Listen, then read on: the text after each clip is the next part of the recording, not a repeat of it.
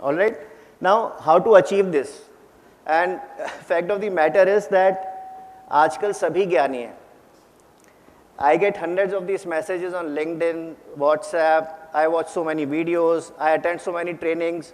I talk to my kids, and what do they tell me? Papa, don't give us gyan. We already know.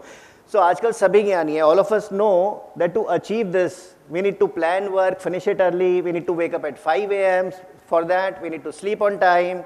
We need to focus and concentrate while working, avoid distractions like mobile, schedule important tasks for the coming week on a Sunday so that we don't have firefighting situations at work or at home, schedule time for investing in ourselves, high energy levels to do more in lesser time so that we need to exercise, meditate, we need to improve our leadership skills, spend time with subordinates, listen to them, develop relationships, and so on. But if all of us know that, then why don't we act on it? We have all this information, we have all this gyan. Why don't we act on it? Isn't that a very relevant question? So maybe because our brains are wired and 99% of this wiring is outside our conscious awareness.